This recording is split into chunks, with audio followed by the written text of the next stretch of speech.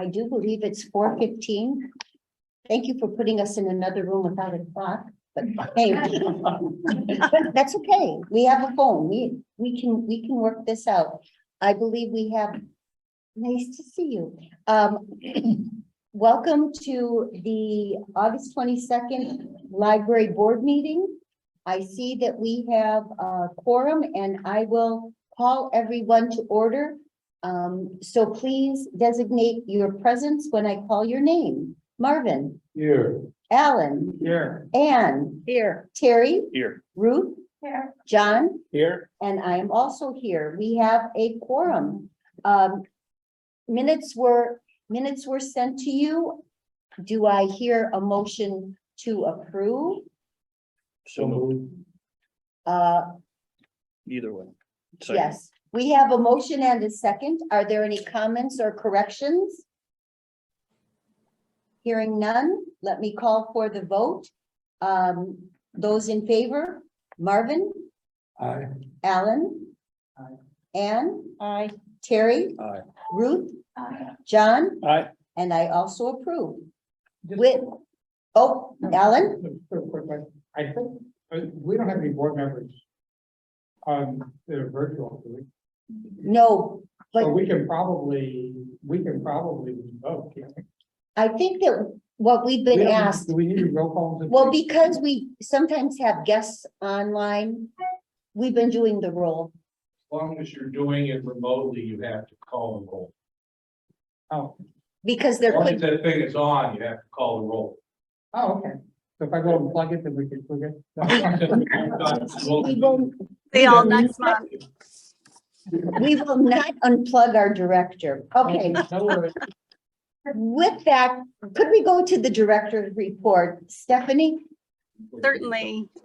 I apologize for not being there after 2.5 years of avoiding COVID. It has, could not have waited any longer.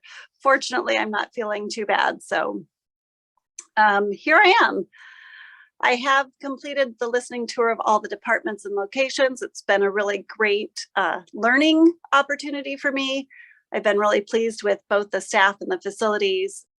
Overall, I think that just generally speaking, the service that we offer to the public is phenomenal, and staff are positive.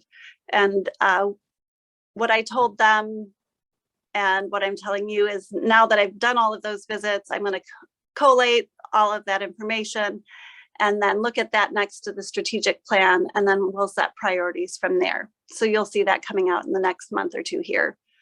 I've also been getting to know the community and just meeting people all over the place, IUSB, downtown South Bend, Rotary. I saw Christine and Jim and ate with Marv, right? Yep.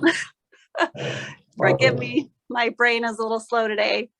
I did complete the budget, and I, with help from Baker Tilly, they did do a review of the budget, and we'll get to that a little bit later. But thanks to Sarah and the staff in the business office, I do want to give a shout out to Kelsey, who's fairly new in her job as accounts payable and accounts receivable. She's been doing just a really great job of teaching us and really just keeping up with things in the office there.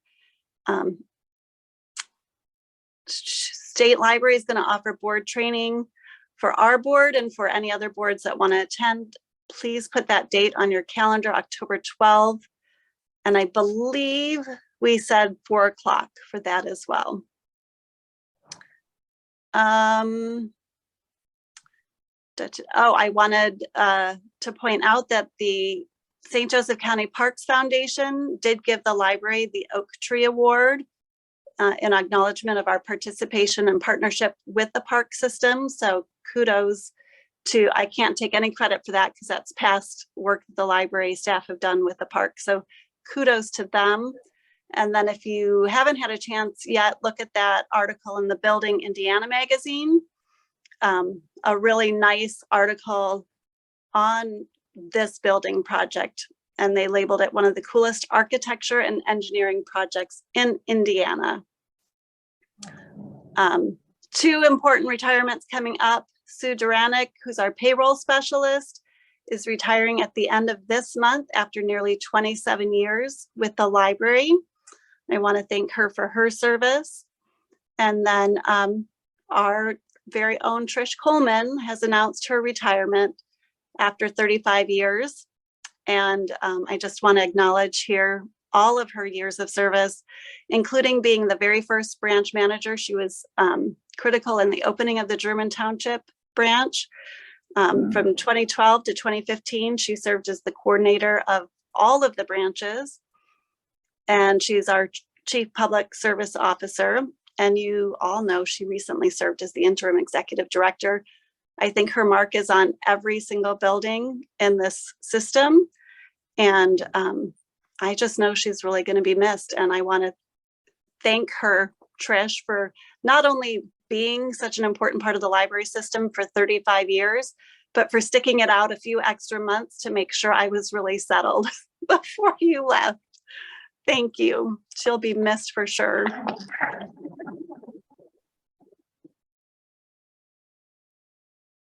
And then Did you want to say something? No, I just want to say thank you again. That's very, very nice. I did not have anything to do with Lakeville or North Liberty building, so those two you will not find them hard for me. Okay, so we'll just say 7 of the 9 locations.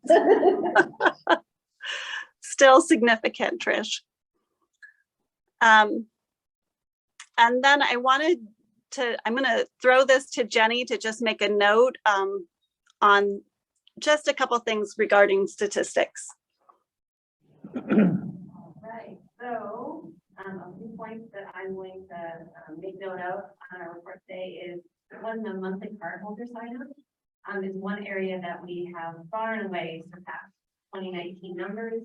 There's a few reasons for this, but probably most notable is our free taxes and income, which offers staff an opportunity to suggest that patrons get a library card. And I would say all of the momentum we're seeing in terms of getting people signed up for library card is because of proactive efforts by staff to have the service that in order to kind of make people aware of that option. So what we're seeing is that we've got year to date in 2022 about 8,000 new cardholders signed up, whereas in 2019 for the entire year we had signed up about 90,000. So you can see we're doing really well. Also, with going fine free, one area that likely we're seeing the effect of that is in inactive patrons engaged. So these are people that weren't using their library card or hadn't in quite a while and consumer card. And we're seeing, again, this is year to date in 2022, about 2.9 thousand library cards have been reactivated. And in 2021, which is our only other year of comparison, we have had about 1.6 thousand. So we're doing really well on that front.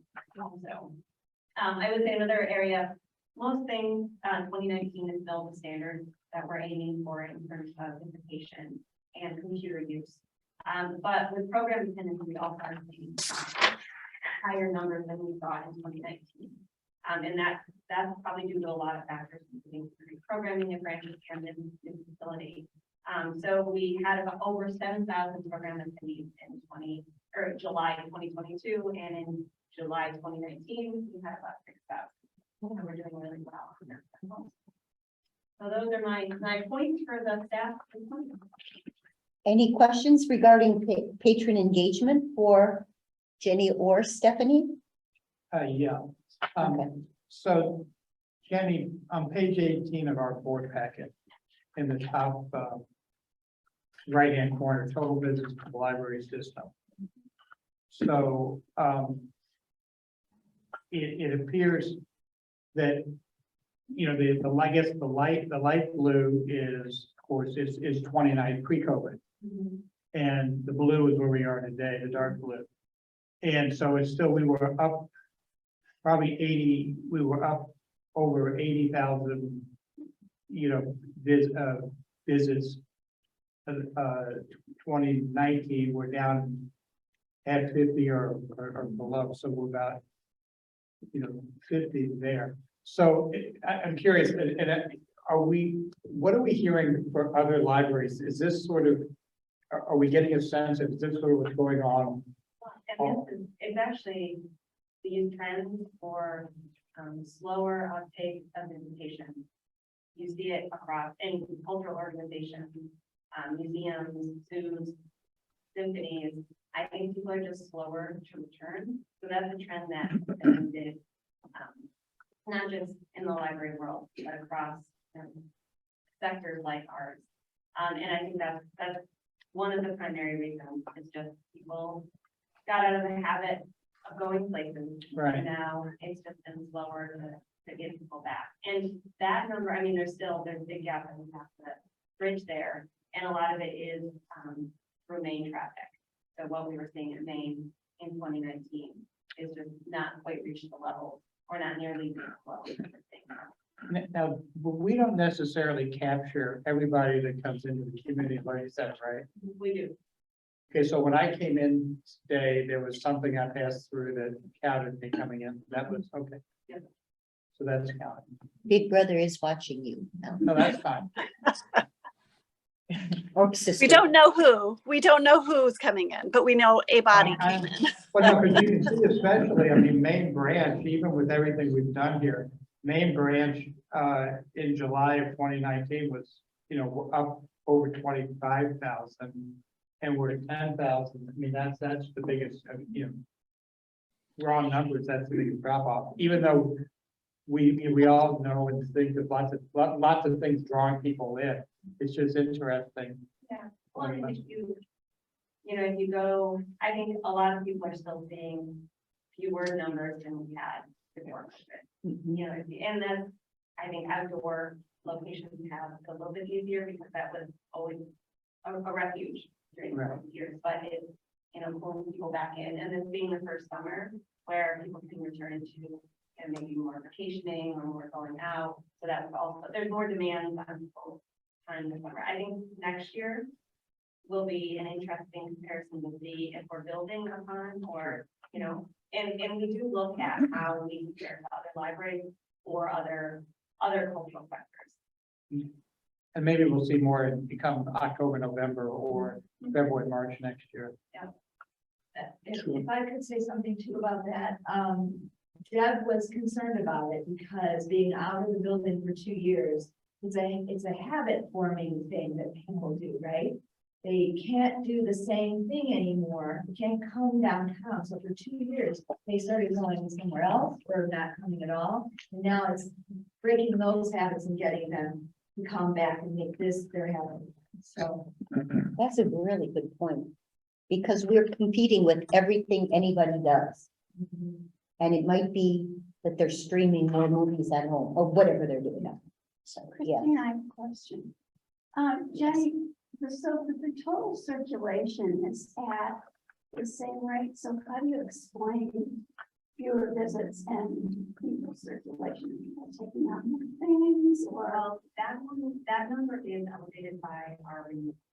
So when we went to free, we added in automatic renewal.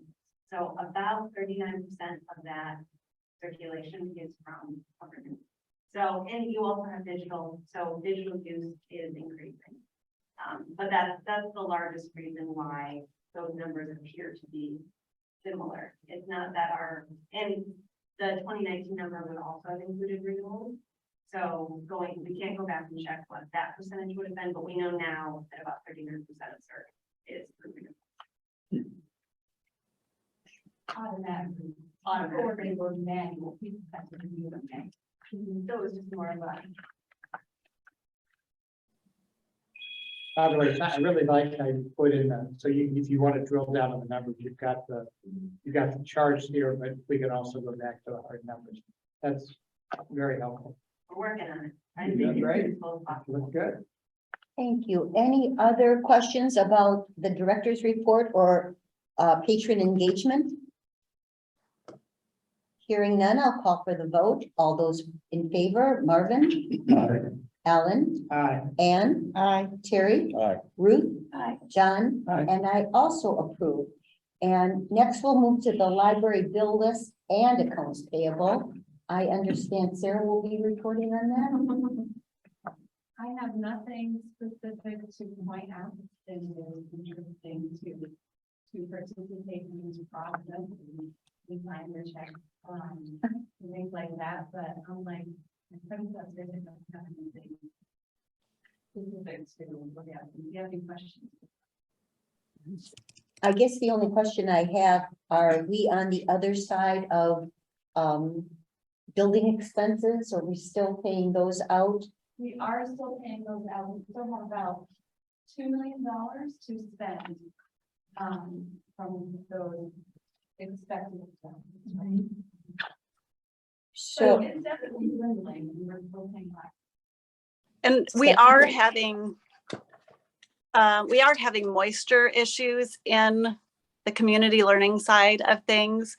And so we have chosen to hold some of the retainage until some of those are resolved. They say it's not related to the windows. Some say it is related to the windows.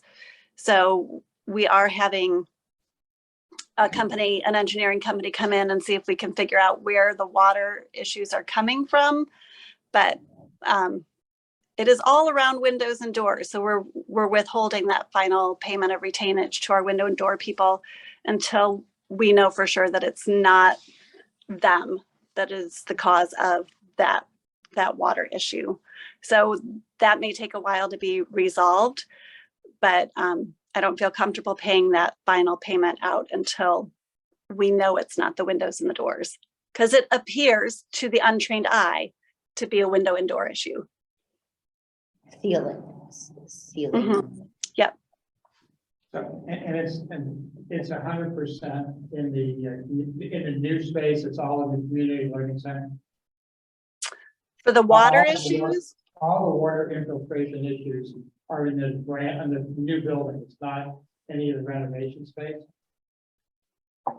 I guess I'm asking that question. Is all of the infiltration in the new space, not the renovated space? We had some in the renovated space.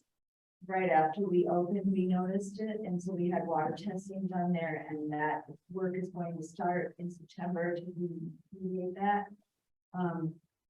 But that was due not to the new construction, the new windows they put in, but to the construction in the 89 building. To that addition. Then there's also what Stephanie was referring to, is the work in this building that where we've been seeing some water coming in. The work.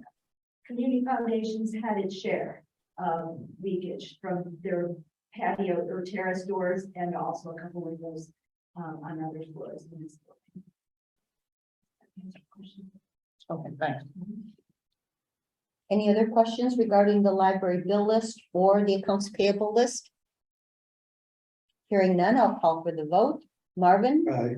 Alan? Aye. Anne? Aye. Terry? Aye. Ruth? Aye. John? Aye. And I also approve. Personnel changes. Who will be addressing that? Kara?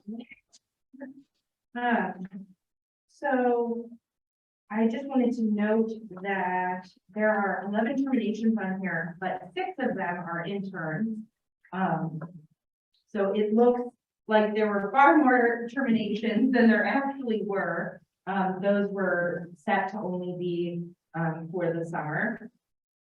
And the other thing I wanted to note is you'll see as you look at these throughout time that we have a lot of employees who want to leave for this reason or that, but they stay on as a transfer because they'd like to stay as a sub. So they can't bring themselves to leave completely. So they stay on as a sub and float around. And then if things change in their life, they'll come back. So that happens frequently. And there are a few cases of that, people going from a sub position to a regular position and the other way around. So I just wanted to point that out. Anything else to report, Stephanie? Nope, that covers it. All right, any questions? Hearing none. Marvin? Aye. Alan? Aye. Anne? Aye. Terry? Aye. Ruth? Aye. John? Aye. And I also approve. There are no reports of special library board committees. To my knowledge, there is no unfinished business to address, so we'll move into the action agenda. starting with the budget hearing. Who would like to address information about the public hearing on the 2023 budget? I will do that, and Rachel has a slideshow to put up for you all. So this is just a hearing. There's no action needed on this. But I just wanted to do a little review of where we're at with the budget for 2023. I do want to say thank you to Paige Sansone from Baker Tilly, who took on a review of our budget at the very last minute. And then also to my phone of friends, as I call them, my helpers, Amy Schrock, who is my assistant director in New Carlisle, and then Lynn Hobbs from Pendleton Public Library, who helped me when I got stuck. So I did it, but I did not do it alone, and it has been reviewed by Baker Tilly. So I had two, we'll get into the numbers a little bit more, but I did have two goals for doing the budget this year. The first one was to align the operating budget more closely with our expected revenue. So we have a pretty significant circuit breaker. It's almost $5 million. And historically, we have embedded that entirely into our operating budget. But I wanted to move things around a little bit so it was more clear when we were using our savings and when we were using our revenue. So you'll see that on the next slide a little bit. And then I really wanted to maintain continuity. So being that I'm only as far into this position as I was, I didn't want to do anything massive or major in changing the budget. So those were my two goals in writing the budget. Go ahead with the next slide. Thanks, Rachel. So the max budget is set by the DLGF, and this is the number that we cannot exceed unless we want to go under binding review, which I mean, we never do, because that means we'd have to go to the county council. I don't want to say never. There are rare exceptions to that rule. So this is our max budget, and you can see if you look at that bottom line, this is the total budget that we have for this year. Our circuit breaker is that the estimate is at that $4,979,260. And then our expected revenue, and this is property tax levy, our commercial vehicle tax, our local income tax, and then our miscellaneous revenues, which it would include room bookings, etc. So our expected revenues is in the $22 million range. So our general fund, oh, and I'm sorry, that expected revenue includes tax levy also for our debt service. So our general fund this year, I budgeted $221,912. I'll let you just read the numbers there. And our debt service is what our debt service is. It is the amount we owe in payments on our bonds. That one we can't really do anything with. It is what it is. The big change for this year is that $4 million in rainy day funds. And again, I want it to be clear when we're discussing how we're spending our money, what is spent out of our revenues for the year and what is spent out of savings. So if we put the entire estimated circuit breaker loss into our general fund budget, it feels like that is all that we have money, that we can spend all of that money. And we can. The budget is our permission to spend. Those appropriations are permission to spend. But I want me to know, I want you to know, I want the public to know when it is that we're dipping into savings. I think any dip into savings should be thoughtful and it should be planned, barring any emergency. So having those funds budgeted in rainy day and library improvement reserve fund helps us do that. It helps us either plan to spend our savings on HVAC or a roof or whatever it is that we know we have coming down the pike, or we know we're digging into our savings because we've had an emergency. So that's my reasoning behind that. Are there any questions about that change in particular or about the budget overall? Oh, wait, I had one more slide, forgot my slide. Go ahead, let's go one more. So if you were to compare our line item budget this year, 2022 to 2023, you're gonna see reductions most of the way across those lines. And that is a reflection of that alignment of our revenue to our operating budget. The two areas where you're going to see an increase is utilities, which we know we have this big new building. We expected our utilities would go up, and just in general, inflation is hitting utilities pretty hard.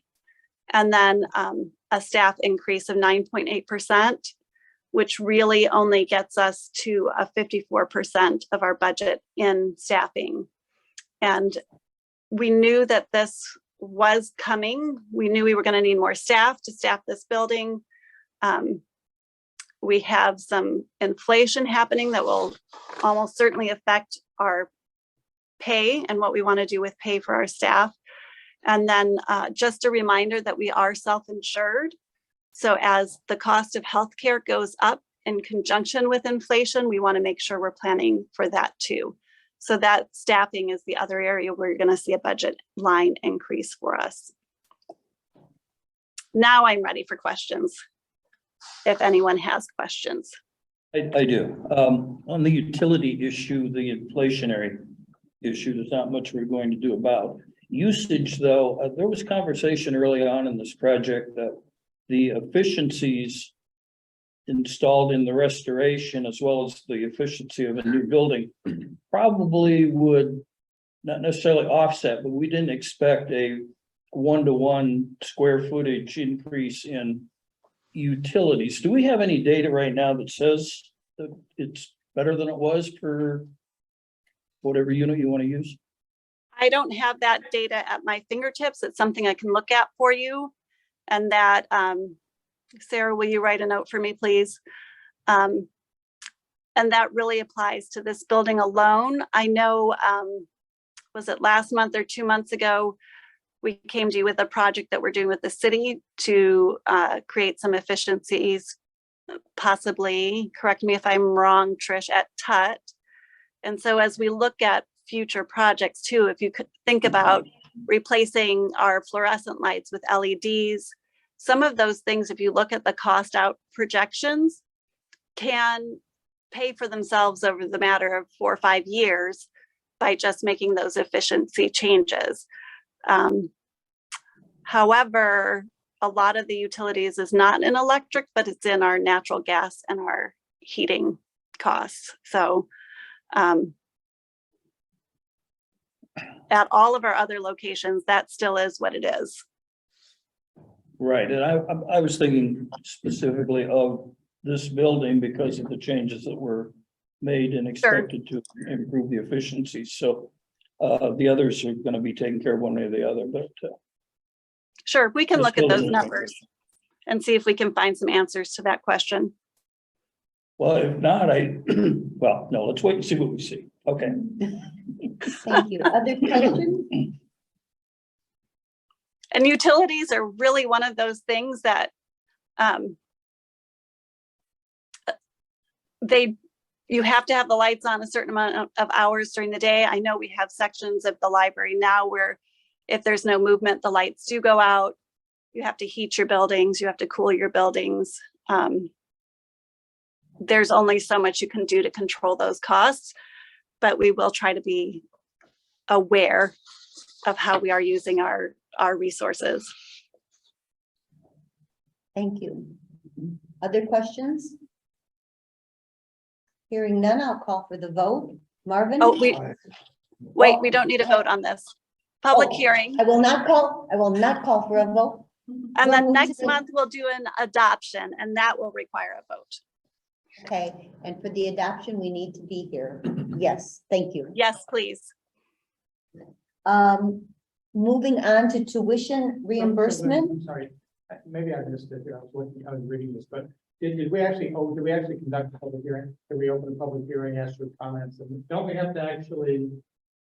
Are we having a public hearing today? This is the public hearing. Do we have to open a No. public hearing and ask the public? Rachel looked back at previous, We'll have to, this is how it was on previous agendas. I was thinking we actually, like, Open a separate, Jim, am I wrong? Maybe I am. If I am, I'll just be quiet. No, there's a public hearing, where you have to open the public hearing. Right, so should we, this would be the time before we go to the next order of business? How about if I open a public hearing right now? I think it's great. Will we call for a vote on people present, or we just ask for comments from the public at this point?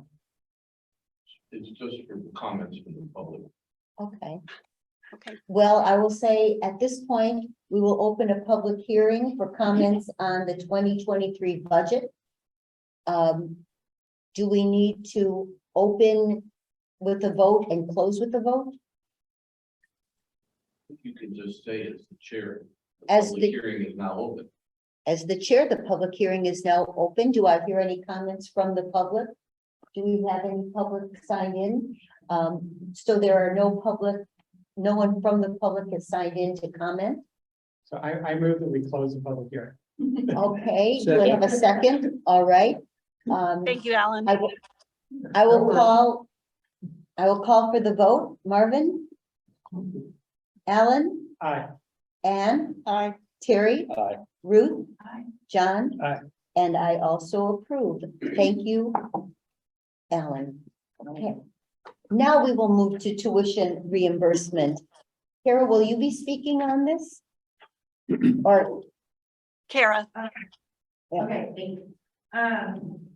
So it was, I believe it was last year that you all approved, changing our, education assistance policy to reimburse the state required certification courses at 100%. And this change is strictly to clarify it, after being in effect for a year or so. Some questions have come up, and so we just rewrote it to make it more clear to the staff. That is it. so for the board members, you all received a copy of it and with the highlighted changes, mostly emphasizing the importance of documentation and those issues. Mhm. Any questions for Kara on this or Stephanie? Kara, are there any guidelines as to what is allowed and not allowed? I see it's dependent upon the availability of funds, but is any class open? So for the 100% reimbursement, there are very Right. specific Right. classes that apply towards that. But for the other courses, we say that it has to qualify as coursework that would help the library going forward. So if someone is getting a bachelor's degree and they're currently a library technician, well, any bachelor's degree would help them to become a paraprofessional or an associate librarian. So there's very few things that would not qualify for educational assistance from that perspective. It's okay. I don't think in my entire career I ever turned down a request for educational assistance. It just seemed like a good idea. Right, exactly.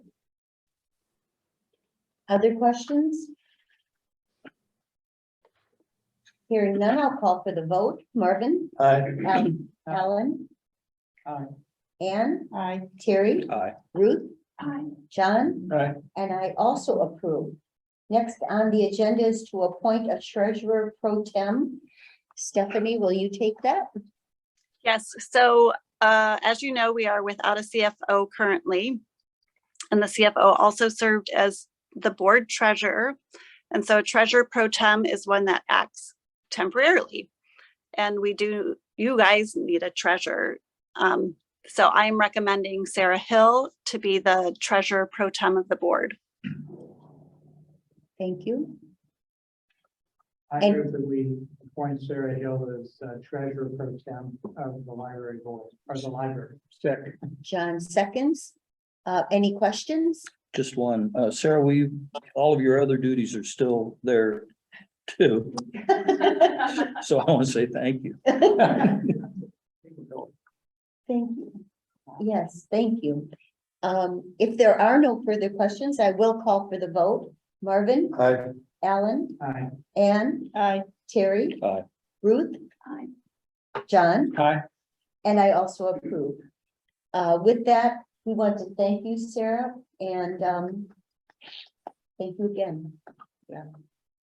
All right. Moving to holidays. Stephanie, who will be reporting on this? Kara. So the current policy states that that if we close, or if Christmas, this is so complicated, it took us so long to write it out in a way that made sense. If Christmas and New Year's fall on a Sunday, instead of closing the following Monday, we would stay open but close early. So because this year, Christmas and New Year's both do fall on a Sunday, we are requesting that for Christmas, we would like to close the following Monday, mostly because with COVID still happening, we would rather say, okay, let's close on Monday to prepare for that day instead of having staffing issues throughout the week that might make us close at random branches throughout the week. We would like to hopefully keep it on one day, because when we do close, when we don't close for Monday, they have to use that holiday throughout the week. And there are very few days for the staff members to actually do that. It's like a comp day that they get during that week. And if we basically assign the comp day for Monday, that will help us keep everybody staffed. So that's what we're asking for this year to do. And then going forward, starting in 2023, we would like to adjust our holidays. Instead of observing Christmas Eve, we would like to observe New Year's Eve. Thank you, New Year's Eve. This has been my thing this whole time. I just keep messing up. Instead of observing New Year's Eve, we would like to observe Juneteenth. I would also like to add, Ruth pointed out to me that I wrote in here, there are 10 holidays, there's actually 8. That is a typo. But the meat of it is the same. We would like to replace New Year's Eve going forward with Juneteenth.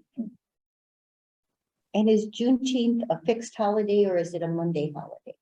It is a fixed holiday. Okay. It is June 19th. It's the day of June. Yeah, 19th. it's not the third Monday of something. It's an actual. So Juneteenth comes on a Sunday. Yeah. What do we do? Well, so the reason that we had set it out that way is because the library traditionally does not like to close 3 days in a row. So if there are, when we're talking about Christmas Day, we close for Christmas Eve, Christmas Day, and it would make us close the Monday after. With Juneteenth, it's a non-issue because it's just one holiday. We would close. If it did fall on a Sunday, it would fall into all of the other holiday categories where we would automatically close on the Monday. All right. But we would never close 3 days for any of them. Other questions? Thank you for putting the work in. It is complicated, especially when all the holidays fall on Sundays, but thank you. If there are no questions, I'll call for a vote. Marvin? Aye. Alan? Aye. Anne? Aye. Terry? Aye. Ruth? Aye. John? Aye. And I also approve. Thank you. Next is the library board resolution to declare excess withdrawn library materials. As per usual. As for you. As on behalf of Christine, I move that we declare the excess withdrawal library materials. Second. $1. And I noticed, this is something I always picked on in the past. There are no cassettes on here anymore. No cassettes. I The know. days are They used to gone. tell me that there were people donating them and that's why they were still on the list. But they're gone.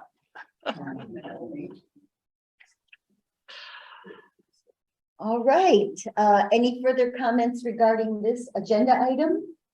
Hearing none, I will call for the vote.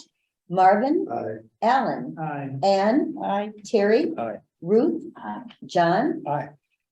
and I also vote in favor. Other business?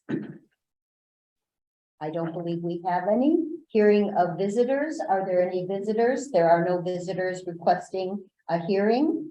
We will move to news and educational items, the strategic plan update. Stephanie? Typically in August, we do an update of the strategic plan and where we're at with that. So I've asked Jenny and Trish to put together a little something for you. Okay, let's have a little something. It's all good news. I like to end on good news. Good. So Jenny's looking for the PowerPoint that goes along with our report is.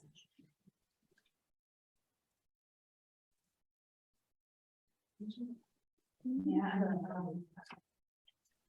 Oh, it's on that.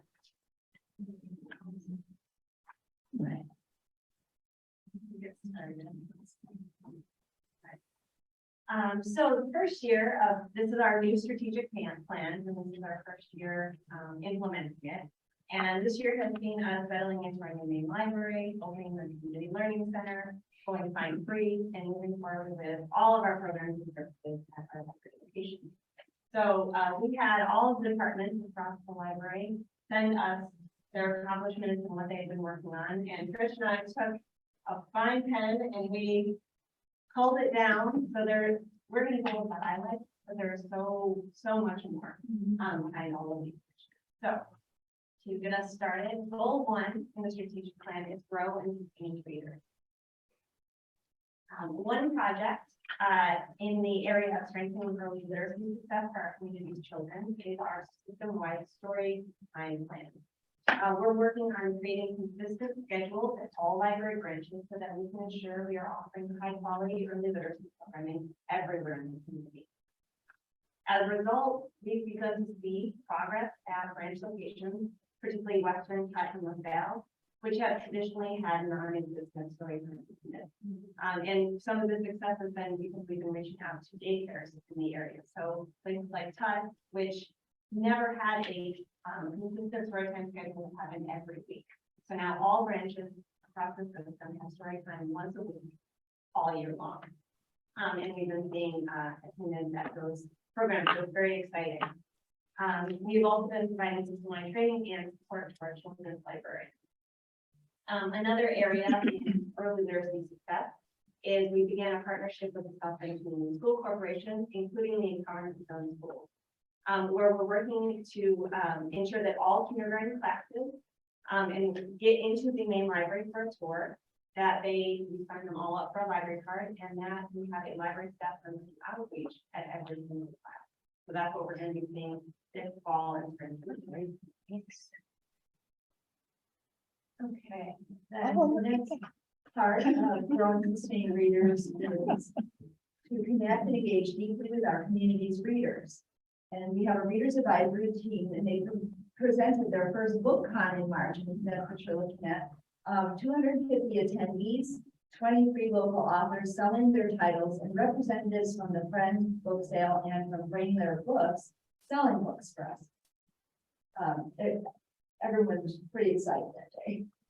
The Tut branch also began a banned books club this year, and they have their monthly meetings with 40 participants so far. I know that Sadie takes it off-site to an establishment down the road.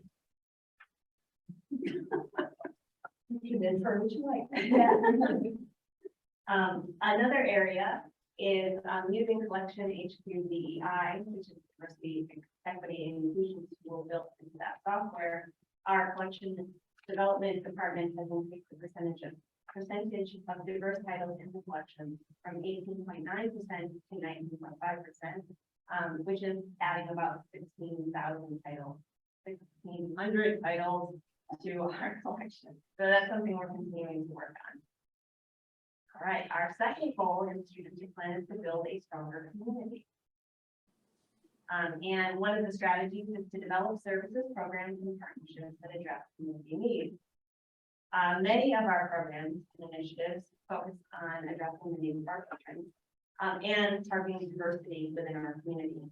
Recently, we partnered with Oaklawn, St. Joseph County Fairs, and Belton communities of Greater Michiana to bring a series of programs focused on mental and emotional health into the community to every library location, and this took place over the summer. It was also part of a IMLS Institute of Museum and Library Studies grant that we were awarded to provide training to staff as well as these programs. We have offered 53 programs, or it continues to the end of October, to the end of August. So we have a little bit more to go. 53 programs with an attendance of over 500 community members so far.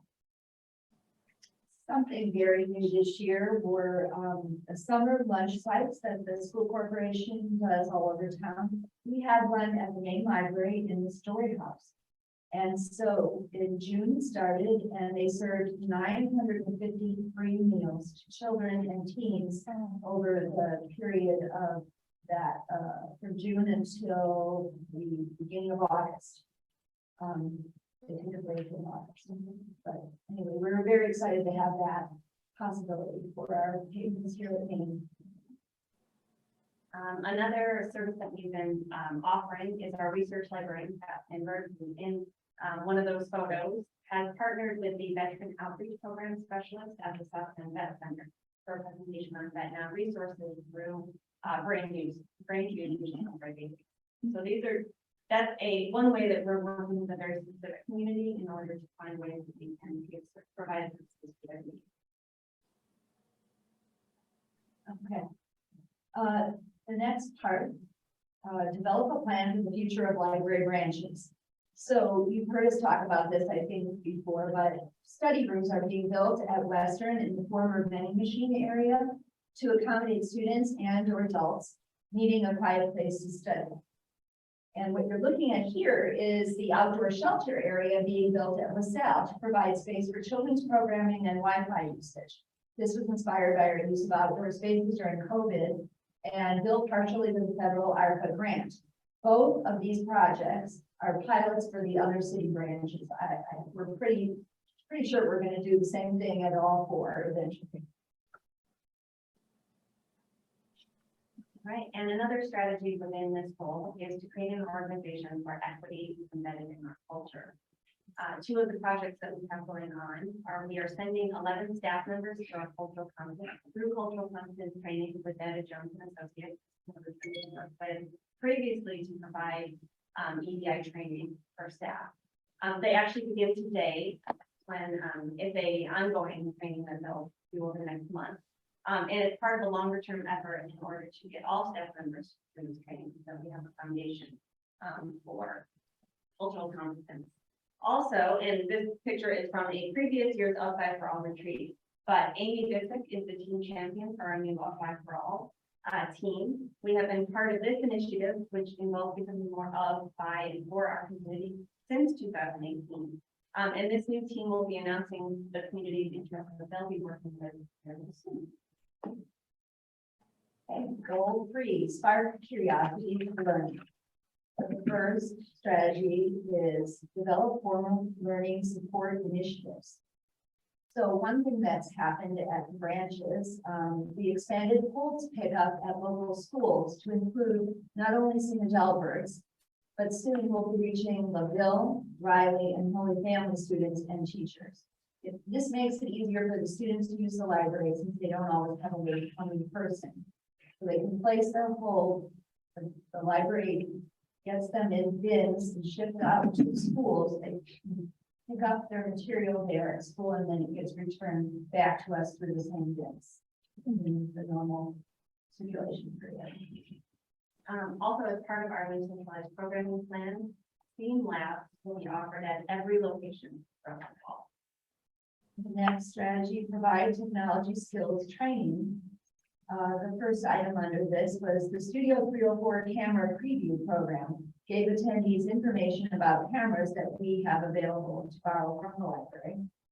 The studio staff also led an activity for Trio Talent Search middle school students during their summer academy. I think that story made the local news, you might have seen it. And students learned how to create an animated video with a background, moving character, and voiceover. Bi-weekly summer 304 creator meetups is another initiative in the studio that invites local artists and makers of all kinds to connect, collaborate, and create. Staff lead group discussions and provide creative prompts. And I think they are having an end of the summer event, right, for showcase. Part of this was also to expand LFH coverage, or offerings, sorry, LFH offerings. And so they, the staff in the local and family history room created a plan to ensure long-term preservation and accessibility for the public of the South Bend Tribune Negative Archive collection. So we had digitized 10,000 of those negatives already, and now going forward, we had to figure out a way to preserve the rest of the collection. The two individuals on the right of the screen are national speakers. Mika Smith, focused on people of color, genealogy, and family history, and Jane Neff Rollins, who specialized in Jewish and Holocaust research. Both gave presentations this year as part of different initiatives through the local family history room. They located these authors and suggested them for the presentations. Right, one area we're also working on in Spark Curiosity to Learn, 5 programs that advance learning goals. Our very first winter of learning kicked off in 2022. This pilot led to a larger initiative to bring more depth of learning opportunities to adults focused on small group models of knowledge and skill attainment. So this is has included our learning circles, which is focused on learning a new language. We have a French and German conversation group that is meeting very regularly here at the library. We're excited for the World Cup, hoping that France and Germany play. We're going to be showing the soccer games here, and those two clubs are very excited to kind of compete in that way. Also, we've done a Finding Your Happiness learning circle alongside other topics. And we're exploring a cohort model that was developed in partnership with the United Way. The first one focused on child care providers obtaining certification. So these are some of the ways that we're really exploring how we do a more deep dive into learning with adults. Our education and programming department has been collaborating with branch staff to develop a system-wide programming plan. This will make our programs across locations more efficient and expand what we are able. Why did I do that? I got excited. What we can offer to neighborhood locations, and we're rolling out phase 1 of this plan in the fall. The third way that we provide programs that advance learning goals is we have implemented passive programs for teen space for our teen room, which will have a name soon. You'll be very excited to know the teens all voted on a name, and it's coming out publicly soon. To help meet social needs, they have ping pong, button making, arcade games, crafting supplies, board games, and Switch, which is Nintendo. And there have been roughly 5,000 teens hanging out in the teen room since January. 5,000. They come, they stay, they do things, They make buttons. and then, we have to make moves. I love that you don't allow adults in that room. I just love It's hard. that. Right. Also, we have a strategy focused on Bendable, which is our lifelong learning platform. We have developed learning boards, which are a platform for organizations to curate their own learning resources, whether they can use for staff or members of the organization. We have also been working with community collections in order to create a list of resources that focus on timely talks in our community. So one is how to start community and the opioid crisis, which ties in with an evening with Sam donated with an author who is an author who wrote a book about this topic. So far, there have been 2,056 visitors since the start of the new year to Zenville, and 842 users have connected with external learning resources through the platform. All right, we have 2 more goals to go. We're getting there. Goal 4, expanding access. So growing the use of the library as a community center. One way that we've done this is developing a partnership with Art4, which is a local theatrical company. They offer 4 musical performances. They are offering 4 musical performances throughout 2022. This is a way for us to support the local arts organizations that need space and also provide professional quality theater in our very own auditorium. 755 people have attended their performances so far. We've also been broadening and refining our outreach service. We've done this by reorganizing branch programming responsibilities so that staff have more capacity to do outreach in their neighborhood. We're also making sure that branches have the basic outreach supplies like a canopy, table, chairs, so that they can easily do outreach whenever they need to. And so far this year, we've tracked 111 new community partners. We've attended 183 outreach events, and that has resulted in 7,806 public interactions. The third part of expanding access is to improve digital equity. This year, we added an online magazine collection offered by Overdrive through the Libby app to provide over 3,500 titles in a more browsable way. Library staff teach 2 levels of computer classes, beginning and intermediate, at La Casa in both Spanish and English. And the third way is circulating Wi-Fi hotspots we've made available for checkout in 6 branches. Also, the laptop hotspot kits were given to various social service agencies for use by their clients. All right, and goal number 5, ensuring library sustainability. So the first part is to develop a 10-year facilities plan. The library contracted with performance services to better understand all of the library's facilities and the building systems, roof, and energy consumption. We have an extensive report they've given us that we can use as a guide going forward to plan the work needed at all locations. The other part of this, evaluating administrative systems. So HR had 2 big projects this year. They rolled out a new evaluation process, but also updated the performance factors more accurately represent the duties performed. The evaluation ratings were also changed in order to make higher ratings more practical and achievable in any job at any level.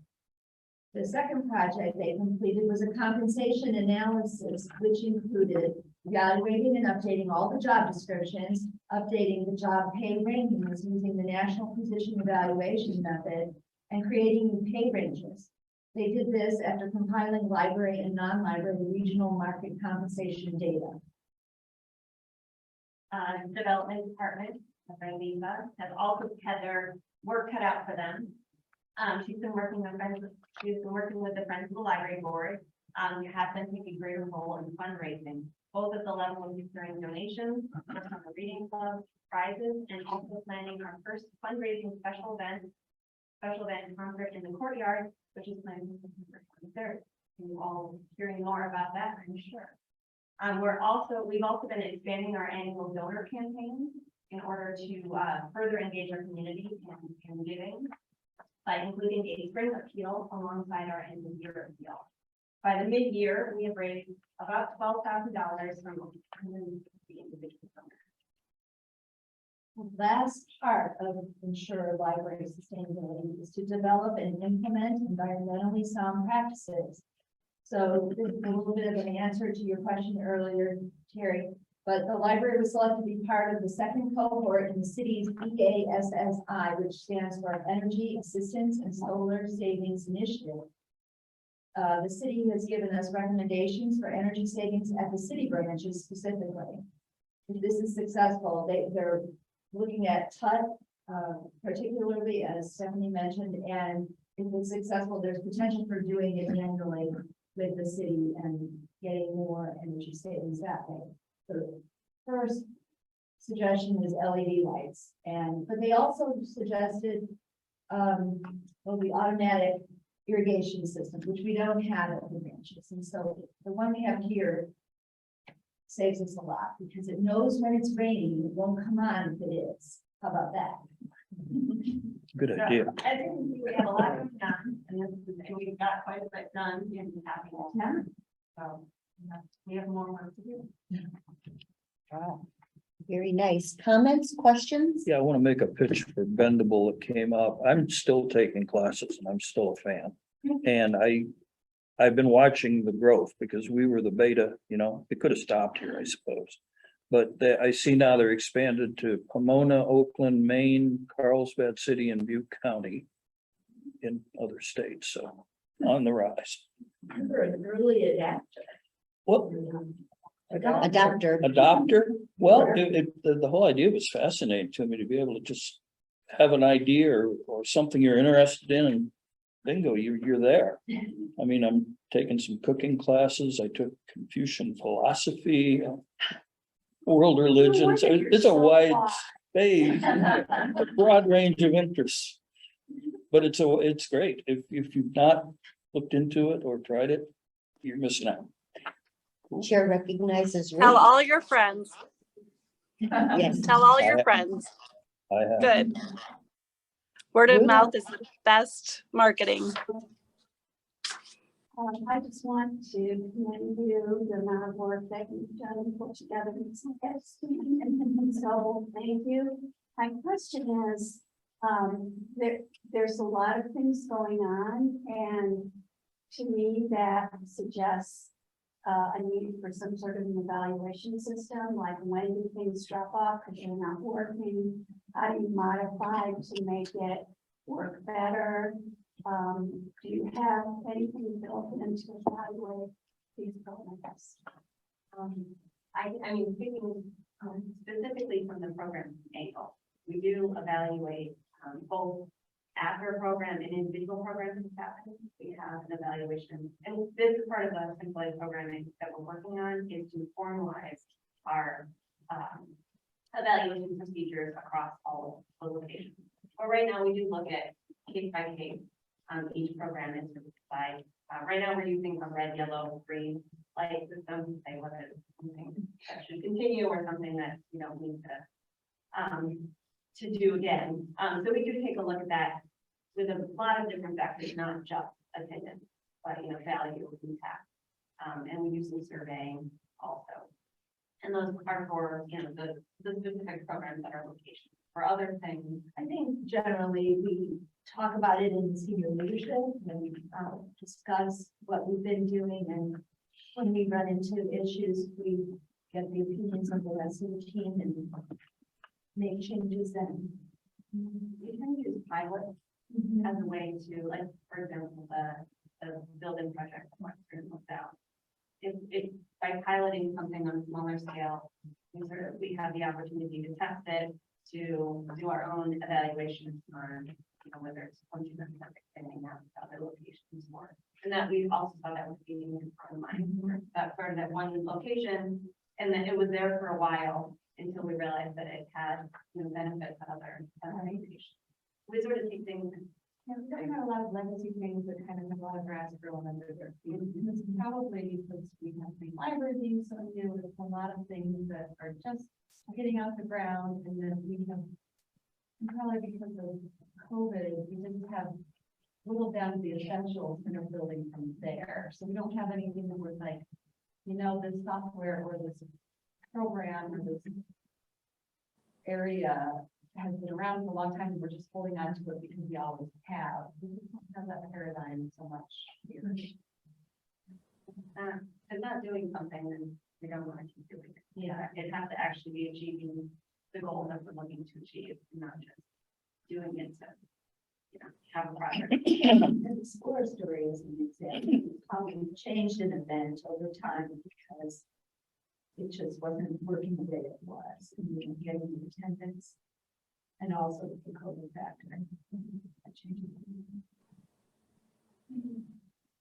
Anne? I also want to commend you on all that work that you're doing. It's just exciting to see. I feel like, oh, I've been missing things that I could have been going to, so I need to pay more attention when things come up. And I was wondering, is it possible for us to email that presentation, because I have this desire to look closely at it and look at that, because I love the way it's organized with the strategic plan, because I read the strategic plan more in detail last spring and thinking, how do we connect what we're doing to that plan and how it fits? So if we could have that, I would enjoy that a lot. You want the slideshow and the text that we read? Yes, perfect. Thank you. So just a clarification then, would you all, am I correct that you all picked a few highlights out and whatever? So, it might be interesting, I'm not sure that you need to put down everything, but I'm wondering if we do, if there is a more comprehensive example, because you may, like, there may be like 10 different subparts, but you may have only hit one or two of those with the slides you pointed out in each of the little areas. So it might be worthwhile if we were going to do more of a strategic plan, that we actually have something that tries to put things under each one where we met them. I mean, not necessarily for a presentation like this, but as we're going forward and we're looking at it, it might be better, might be helpful to kind of, if it's not too much work, to just sort of, fill in more of the areas where we're, if that makes sense. How much do you want to read? No, I mean, There are some longer documents. well, it could be bullet points or just the names of programs, but it doesn't have to be, you have to go into explanation. But it could be, in other words, the point is, it's really to support what the staff is doing. In other words, we give you this whole strategic plan, and if we have 10 different areas in whatever, but you've only showed us, examples of things in 3 of the areas, then have we not done things in those other areas? So it might be helpful just to have, this could be just the name of a thing. This is the such and such program or whatever. We included every part of the plan. There wasn't one section that we left out, Right. one strategy or goal. Okay, all right. But there were many pages from the branches alone. Rana had to cut it down from 20 pages to 5, and then we took 5 and picked from that. So you've actually got a longer, That's just the branches. Then we had all of our.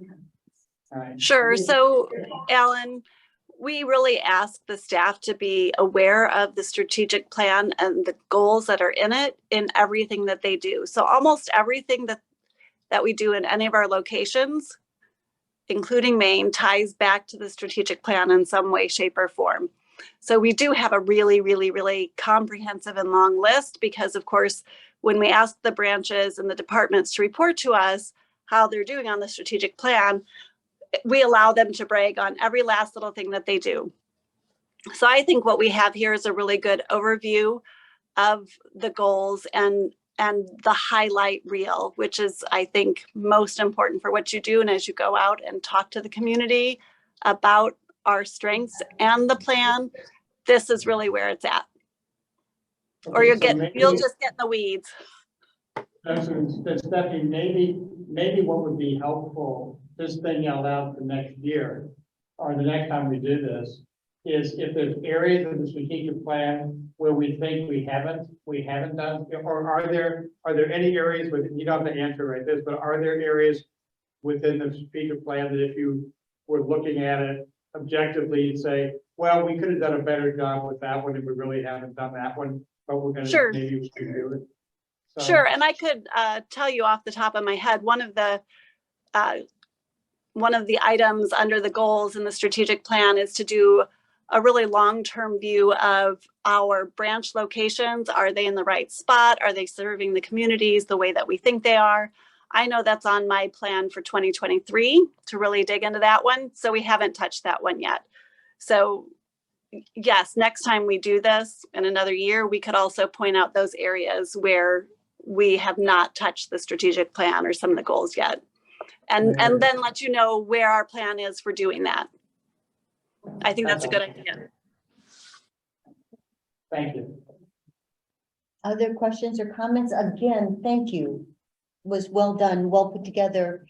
Okay, Anne has another If comment. somebody else has a comment, I'll say, I was excited about the outside areas that you're building. And just to say, I was walking on the second floor, sitting in a room up on the second floor, overlooking the courtyard. And the swings, each swing had a person in it reading a book. Oh, so I'm really excited that you're looking to do that. Mhm. I really think that the use of the outside spaces, I'd love to see that continue and grow. Yeah.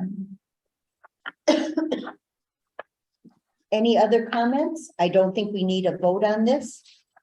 So we will move on to our next library board meeting. Will not be in this room, will be in the Buter Kernan Hall on the second floor, right? On September 19th at 4:15. Hearing no other comments, do I hear a motion to adjourn? So moved. Second.